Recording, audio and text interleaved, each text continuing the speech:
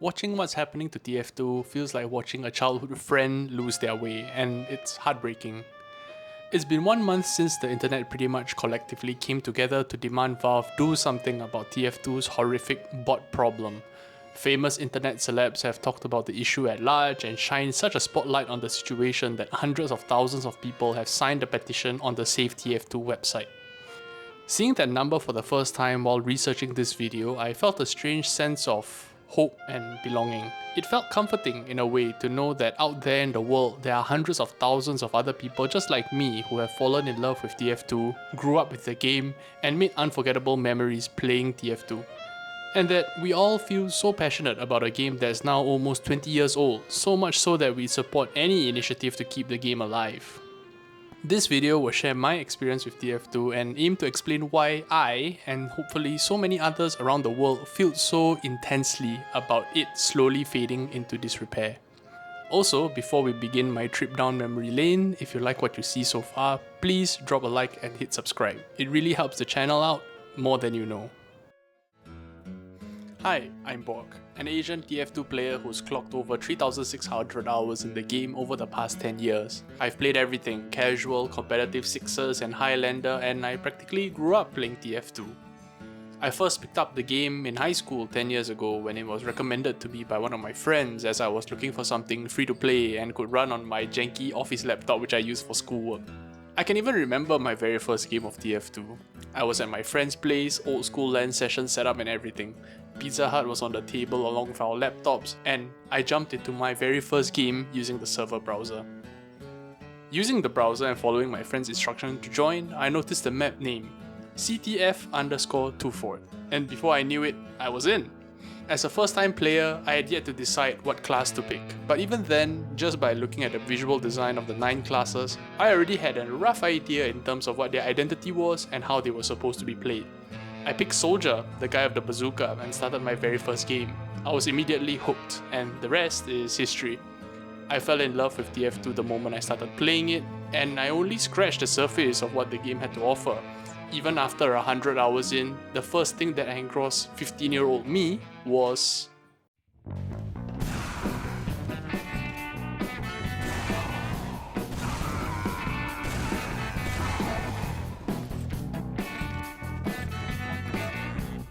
the more I played, the more I learned, and the harder and harder I fell for TF2. It was like a buffet of new and interesting mechanics and techniques that wouldn't just stop keeping me from going further and further in. I always felt every time I booted up the game, I'd have something new to learn and be excited about. No other multiplayer game I've played in my 25 years of life has managed to hook me the way TF2 did, and I'd only describe my time with the game as a truly magical experience. Even after spending thousands of hours on TF2, I can't really say that I've mastered it all. There are just so many niche mechanics, tricks and techniques that you can learn and master in every class.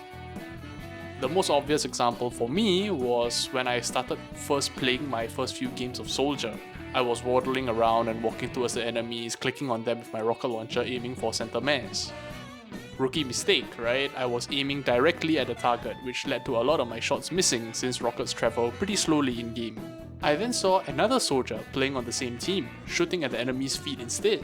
15-year-old me didn't really understand why they were doing this, but after seeing him rack up kill after kill, I started copying what he was doing. I didn't fully understand why at first, but it clicked for me after a few more hours of play. To put it really simply, shooting at the ground or another surface makes the rocket detonate on contact, dealing splash damage in a small area. This made it optimal to not aim directly at the enemy's center mass, but instead shoot at their feet, as this is the closest surface to the enemy's hitbox 99% of the time. This, my friends, was my very first eureka moment playing Soldier and TF2 at large. And trust me, I felt on the top of the world for figuring this out by myself, just by watching more experienced players play the game. That wasn't the end of it though, far from it. A few games later, I was running into some issues with snipers on the enemy battlements, a little annoying for a slow-moving class like a soldier, right? I'd always avoid sidelines and walk over to the snipers from the battlements, thinking I was being a smart player to ambush the squishy classes from behind. One fine day, however, I saw a soldier do this.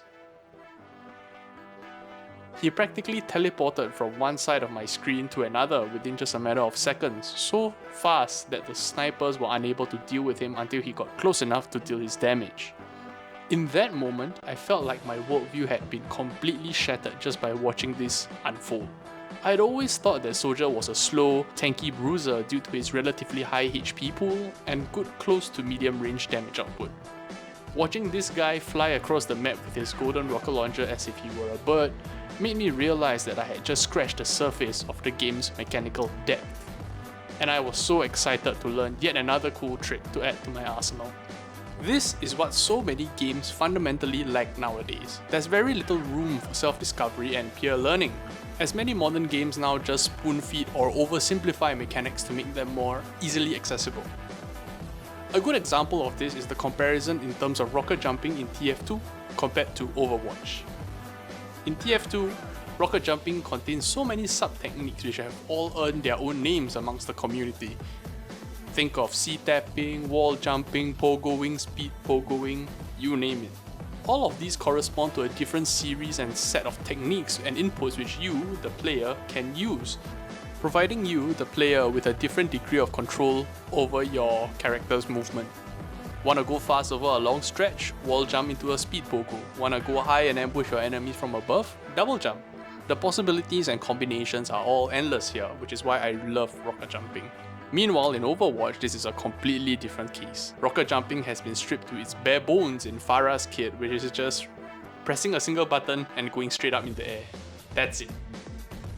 That's why comparing the two is like a night and day difference. The sheer amount of depth in this one feature in a single class of a 20-year-old game is just astounding to me.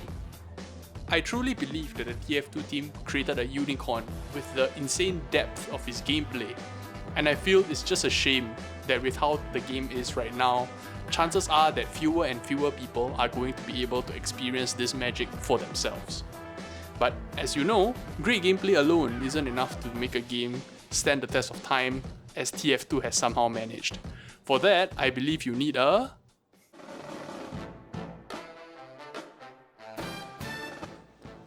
Remember that golden rocket launcher wielding soldier? I added him as a friend on Steam after watching him wreak havoc on the enemy snipers on 2 Fort. Till this day, I even remember his Steam ID or Steam name, Hasroll name. He accepted my friend request and agreed to teach me how to rocket jump, inviting me to a special map and server for practicing mechanics known as MGE. This might not seem like much, but as someone who's only played League of Legends up till then, his eagerness to teach and show a new player like me the ropes stuck with me. Nowhere else had I experienced this degree of warmth and belonging, and as an awkward 15-year-old kid going through puberty, this meant the world to me. I felt accepted, and I was able to connect and geek out with people who were just like me. I could feel that these people loved the game just as much as I did. I felt at home when I played TF2, and through my years of play, I've met some of my best friends through playing this game. Some of us even keep in touch in real life, even now, years after meeting each other in game. This even led me to dabble in the competitive scene a few years back when a few of my friends and I got curious about what taking our skills to the next level would look like. When I first got into the competitive scene, I slowly started improving more and more with every game I played. My initial feelings of acceptance grew into a craving for recognition as I started winning games and being picked up by one of the best Highlander teams in region, despite only starting my competitive stint a few months back. It was amazing, and the rush of feelings I experienced with every competitive match I played was like nothing I've ever experienced at the time. I craved more, and at one point I'd even play 2 to 3 pickup games every night. Before I knew it, I was one of the rising stars of the competitive scene in Asia, and man, I tell you, that was the closest thing I felt in my life in terms of being a king. You do not know what I'd give to hear the comms of my teammates, the talk of the community when game night crept closer and closer, and the post-game celebrations when we won. Or the deafening silence or muffled sounds of tears choked back when we lost. Simply put, I had some of the most life-defining experiences playing this 20-year-old game, and I would love to experience it all over again if I could. The craziest part about all of this is that the competitive scene for TF2 is completely community run, funded and organized with little to no support from Valve. Can you imagine how much dedication, effort and commitment it takes for a community to organize its own competitive league? And if Valve even bothered to help, how much bigger the competitive scene could have been. It's just, again, such a shame that people can barely play the game casually as is, right now with the bot problem, which seriously damages the number of people who are willing to even boot up TF2, shrinking the pool of people who are willing to try competitive and engage with the community even further over time.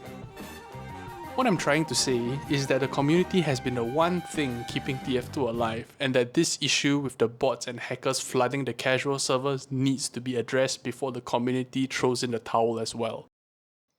And honestly, who can really blame the players for leaving? If you've played any popular multiplayer game, you'll know that there's always a risk of running into a hacker, scripter or aimbotter or whatever you'll call them. Regardless of the games you play, you'll occasionally end up running into one of these game-ruining experiences every 5 to 10 games or so. That was the case in TF2 a few years ago when botters and cheaters would spring up once in a while and get promptly banned or vote kicked by the other human players. Nowadays, however, the problem has gotten so bad that most servers have multiple hackers and bots running around headshotting every human player that dares to join. I believe that the situation decayed to this point because of two main reasons. The first, players started shifting away from the game due to a lack of new content. Just to give you an idea of how this looks like, the game's last major update was Jungle Inferno, which was in 2017, almost 8 years ago. It's only a matter of time, right, before people get bored playing the same thing over and over again, and gamers are likely to give other alternatives like Valorant and even Overwatch a try, since those games are being updated more frequently. Second, with human players slowly losing interest and spending their time elsewhere, the player base shrinks, and there are fewer and fewer human players online to report and ban these botted accounts. This leaves the botters with more room to create even more bots and hackers, as the remaining players are simply unable to police and ban them quickly enough. This leads to a slow death spiral where the game gets more unplayable by the day, forcing more players to leave, resulting in even more bots flooding the servers, and so on and so forth. In conclusion, this makes the experience of playing TF2 for a newcomer or returning player extremely abrasive and forces them to spend their time playing something else. This situation is what spawned the entire Save TF2 movement anyways, as the game was becoming practically unplayable as each day passed by. Ultimately, this is what triggered the outpouring of support from the community. Look, I love TF2 and always have. I just feel that it's such a shame that a rare gem like TF2 is not getting the support and love that it needs. The bot problem has gotten so out of hand that most of my friends have stopped playing the game altogether and have started shifting to other alternatives. It wasn't so long ago that I'd see more than half of my friends list on Steam queuing into a casual game of TF2, multiple parties in Discord, all hoping that they get to queue into their friends on the opposing team and have some fun. Now, I'd be lucky to find more than a handful of people playing TF2, and seeing that is just pretty depressing. I strongly believe that TF2 is one of the greatest games of our time, and I love to look back on it with fond memories. I want it to be a game where I think of it and go, that was a damn good game. Reminiscing about all the good times I had learning about the mechanics, engaging with the community, and overall just having a good time with my friends. It's just heart-wrenching for me to see that things haven't improved, and I'm genuinely not sure if it ever will. All we can really do is hope that Valve listens to the community, and ideally, before the last pillars keeping the game alive crumbles under the weight of their inaction. Save TF2.